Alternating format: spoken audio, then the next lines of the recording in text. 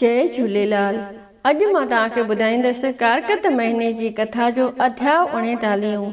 हिन अध्याय खां पहले मां 38 अध्याय अपलोड करे चुकी आहियां। तव्हां हिन अध्याय जे ॿुधण खां पहले उहे 38 अध्याय ज़रूर ॿुधजो। अचो त ॿुधूं अध्याय 39। त सभई प्रेम सां चओ लक्ष्मी नारायण भगवान जी जय, श्री राधा दामोदर भगवान जी जय, श्री कृष्ण भगवान जी जय।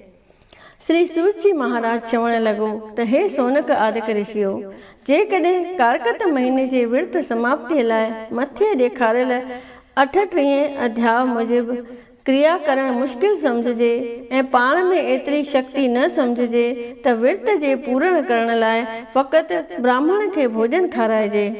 ब्राह्मण न हुजनि त गऊअ जो पूजन कजे। जेकॾहिं गऊ ब्राह्मण न हुजनि त पिपल ऐं बड़ जी पूजा कजे। श्री सूत जी महाराज जा इहे वचन ॿुधी सोनक आदिक ऋषि चवण लॻा त हे स्वामी, पिपल ऐं बड़ ॿियनि सभिनी दरख़तनि खां उत्तम छो लेखिया विया आहिनि ऐं ब्राह्मण ऐं गऊअ जे समान कीअं आहिनि?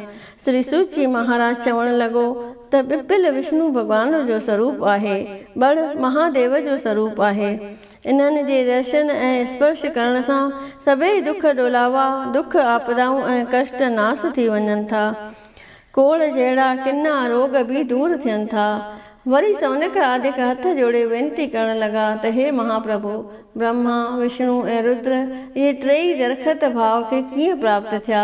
कृपा करे असांजो इहो संसो निवृत करियो। श्री सूत जी महाराज चवण लॻो त हिकु दफ़े पार्वती महादेव सां रतीअ काम क्रीड़ा में मशगूल हुई त देवताउनि जो पठियल अग्नि देवता उन्हनि जे एकांत में वञी विघ्न विझण लॻो। काम क्रीड़ा जे आनंद जे सुख छुटण करे पार्वती क्रोध में भरिजी सभिनी देवताउनि खे सराप ॾियण लाइ तयार थी चवण लॻी त अफ़सोस जी ॻाल्हि आहे जो माकोड़ा ऐं कीअं बि काम जे सुख खे सभिनी सुखनि खां वधीक था सम्झनि, पर तव्हां असांजो उहो एकांत सेवन जो ऋषि वायसी अची फिटायो आहे। तंहिं करे वञो, तव्हां वञी दरख़त योनीअ खे प्राप्त करियो। श्री सूत जी महाराज चवण लॻो त पार्वतीअ क्रोध में भरिजी जॾहिं देवताउनि खे इहो सराप ॾिनो तॾहिं ब्रह्मा विष्णु महादेव टई दरख़त थी पिया। विष्णु भॻवान गयाजीअ में पिपल, महादेव शंकर प्रयागराज में बड़ ऐं ब्रह्मा केसर जो वण थियो। सोनक आदिक ऋषि वरी सूत जी महाराज खे सवाल करण लॻा त हे स्वामी, आर्तवार ॾींहुं पिपल जो पूजन न कंदा आहिनि, इन्हीअ जो सबबु कहिड़ो आहे? श्री सूत जी महाराज चवण लॻा त समुद्र जे मथण करे जे रतन उन मां निकिता हुआ से देवताउनि खे मिलिया हुआ। देवताउनि कोष्टक मणि ऐं लक्ष्मी इहे ॿई रतन विष्णु भॻवान खे ॾिना।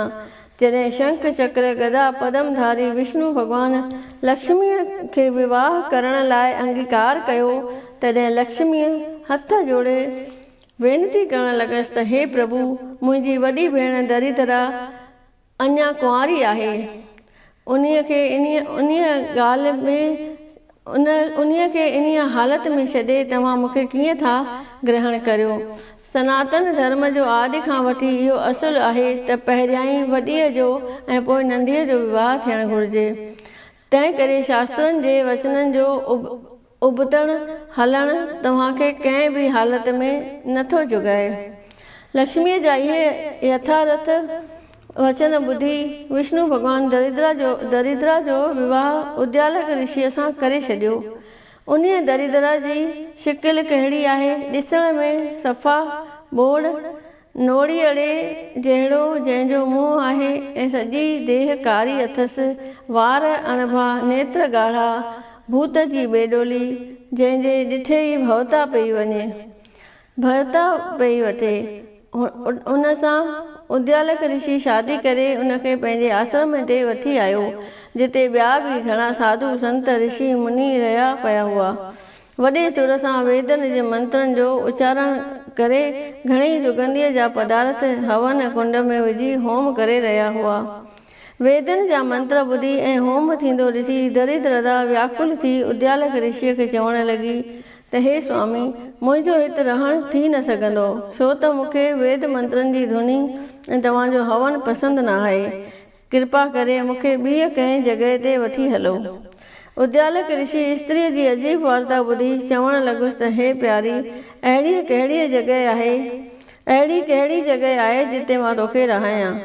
दरिद्रा चवणु लॻी त हे स्वामी, मूंखे उहा जॻह पसंदि आहे जिते न वेद मंत्र जी धुनी हुजे, न जप तप होम पूजा पाठ हुजे, अतिथि पूजन यज्ञ दान बि न हुजे, न गुरु देवता जो पूजन हुजे, न धर्म हुजे, न कर्म हुजे, जाते गुरुअ जे स्त्रीअ में प्रीति रखण वारा हुजनि, पर स्त्रीअ सां संग करण वारा हुजनि, पराए धन हरण वारा हुजनि, जाते ब्राह्मण जो अपमान थींदो हुजे, मां उते वॾी ख़ुशीअ सां रहंदसि।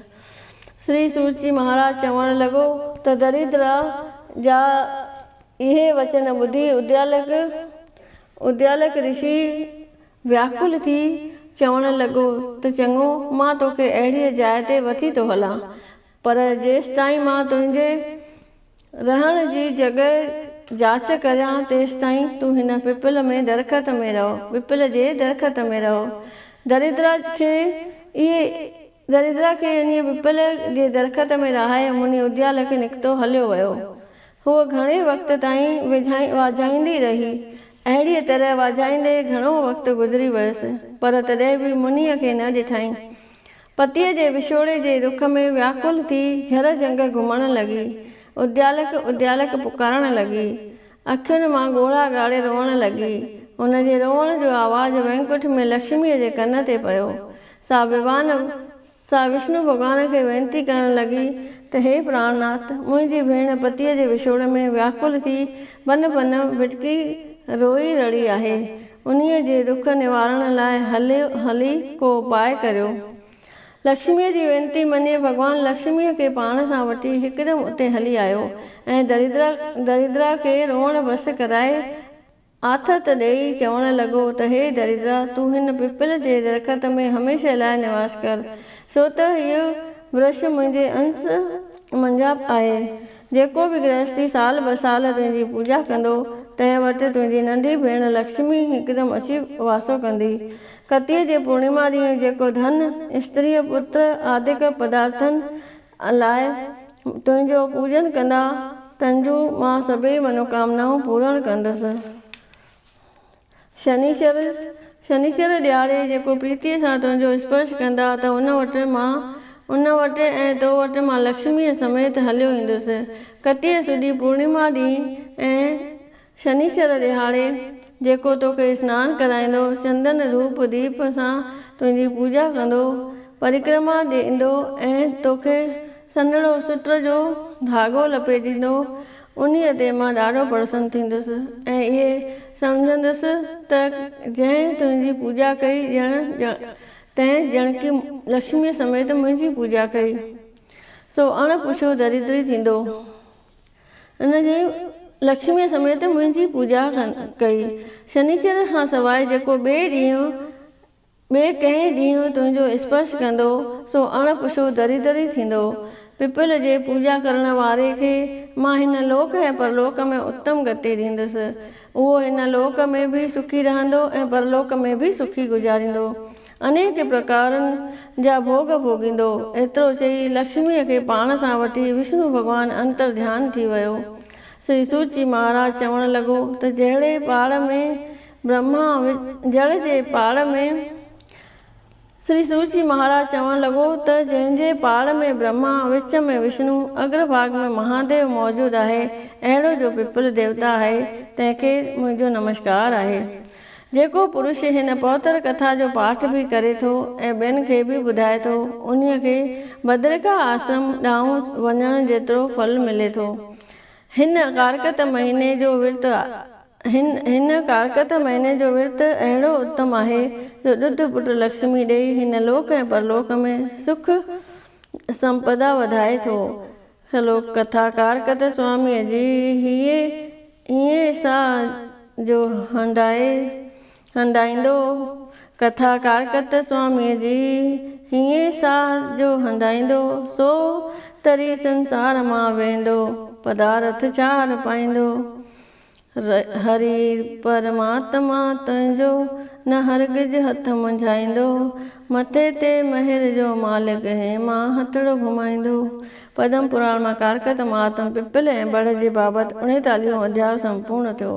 सभई जो प्रेम सां लक्ष्मी नारायण भगवान जी जय, श्री राधा दामोदर भगवान जी जय, श्री कृष्ण भगवान जी जय।